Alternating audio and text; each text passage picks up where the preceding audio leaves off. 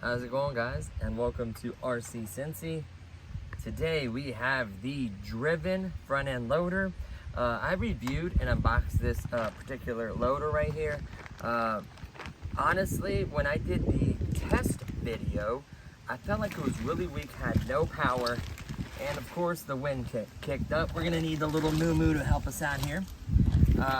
So of course, it felt like it had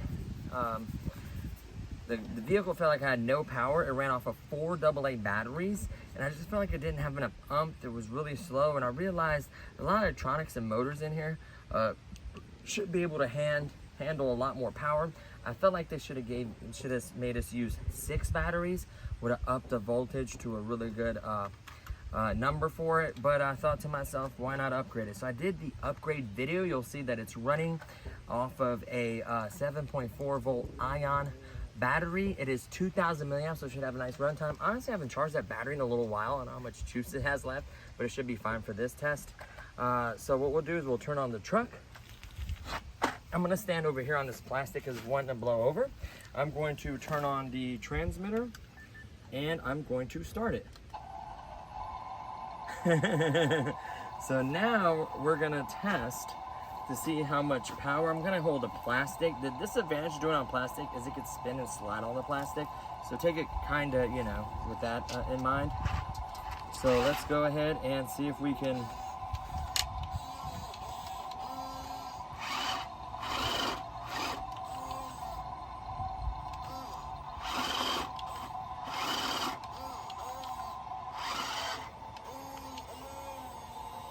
Nice, big, full bucket. Look at that.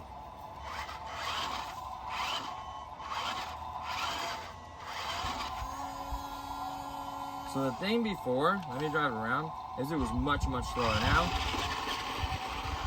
it is faster, it has more power, it turns way better. Before, it actually kind of hops. It has so much power turning. Like before, it would struggle to turn. Let me just show you. Like it would have not enough power to do this. It would literally not be able to drive in the grass. That's how weak I felt it was. Yes, these tires are hard plastic, so they're not getting traction hardly at all. So keep that in mind. You can see it's twisting a lot easier on the plastic because it's getting less traction. That is going to affect the performance a little bit, but I just want to give you an idea that, let's see. It's basically not that it can't push, it's fighting for traction is all it is. So now let's lift up a little bit. You can see we got a nice big full scoop of dirt. It can literally, if you knock it down like this, it's literally a perfectly full scoop of dirt. No problem lifting it up or dumping it. It was designed for sand or soft potting soil like this. That gravel is a lot heavier and harder to use. I wonder, oh, it gets way more better traction on the dirt. That's all the way down. Like, let's push a big mountain when it's on dirt. So now that kind of shows you that if you're digging in an area that doesn't have this plastic and it's dirt, now watch. You're getting much better traction on dirt than you would on the plastic, obviously. I mean, look how full that pile of dirt is. I'm curious if I go over it. I'm gonna try to go off full-wheel drive. Oh yeah, So that's the only way it's gonna get stuck is if it hits the bottom of the frame. Let's just nudge it. Oh, I was hoping I could conquer it. Thank you.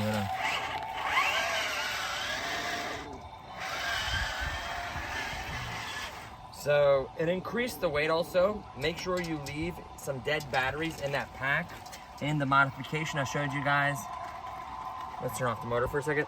I showed you guys that I kept this pack in here with batteries in it for weight. And then of course it has a rechargeable pack up here Velcroed. Just check that video out. It is night and day performance difference. This will do much better, obviously not being on plastic. Just make your little road compacted dirt, it'll get better traction on it. And basically play with some potting soil or sand, something lightweight and easy and fluffy like that. This is getting absolutely pretty good performance. I'm actually kind of blown away. And it is night and day difference. I feel like for the cost, it is $44. Yes, it's affordable, but I feel like if they were to do a rechargeable battery from the factory, you just give it a little shake, most of it will come out. You go to the limit and you just give it a little shake and it'll all come out. So yeah, it sucks you have to shake a little bit, but you gotta think it's one mechanism doing that full dumping motion. So once it goes so far, this piece causes it to kick out. So now, you can also hear the force. When it hits the bottom, it has an anti-stripping mechanism in it. Before it was so weak that once it hit the anti-stripping mechanism, it got stuck, remember that? So it being on 4 AA batteries, it just did it no justice whatsoever.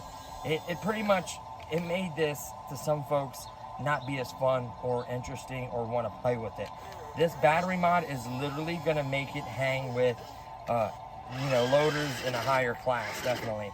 It won't go as far as challenging like a $200 something Huina or the XK loader. That's like $200 something, 260, 270. It's not going to challenge something like that because those are going to have the metal bucket, you know, better mechanisms in them. They technically run off the same battery, which is ironic.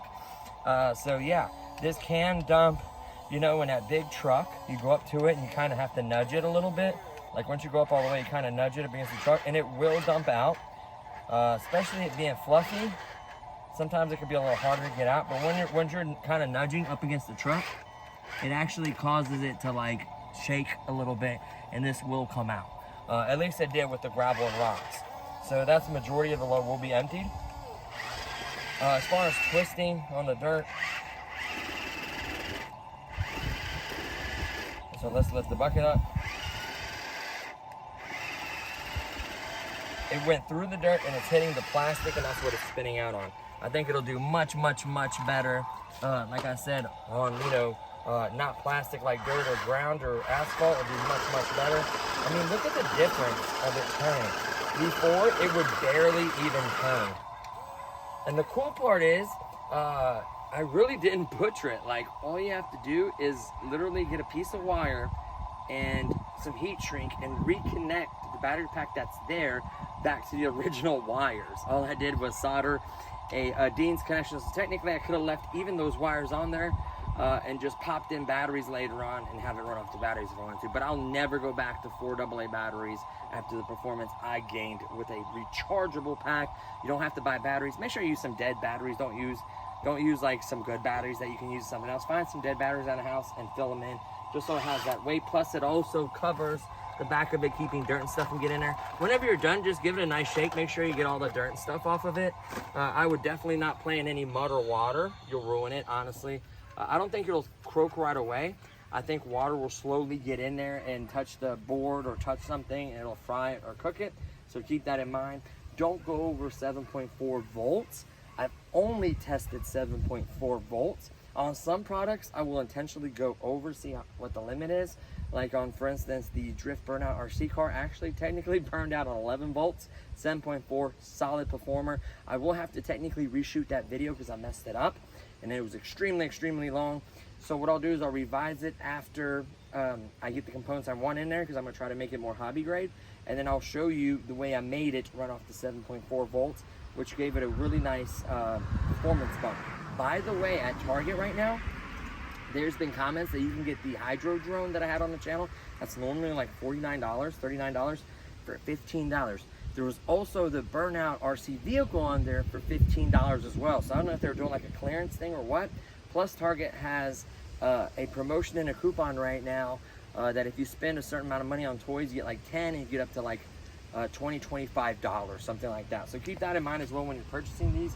That'll be some huge savings. You do have to spend a certain amount. I think it's $100 for the 25 and it's like 20 or 30 more for the $10 one.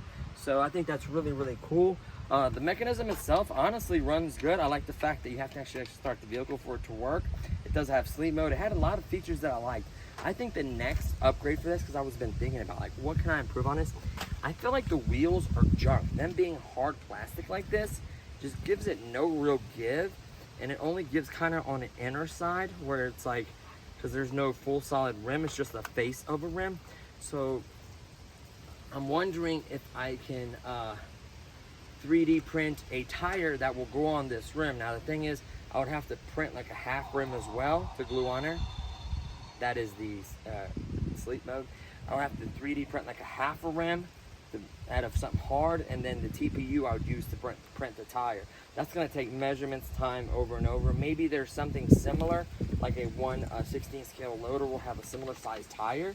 We have to modify the fenders a little bit. That doesn't bother me if I have to cut them and move them up, or even honestly get rid of them, honestly, or cut part of the step. I don't care about that. I just want better performance out of this. Yes, it does look good. Yes, the little wheels turns. Like, it's not a bad looking loader by any means. I think it looks better than a Huina version for sure.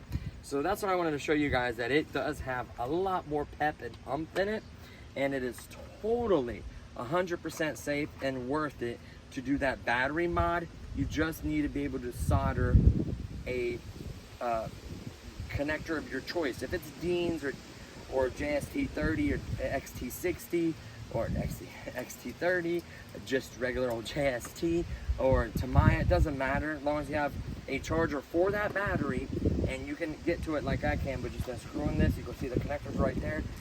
Disconnect the battery, plug in the balance lead, charge it however you charge it, and it's simple as that. So it was totally worth it to do it. It's holding up perfectly fine with these voltages.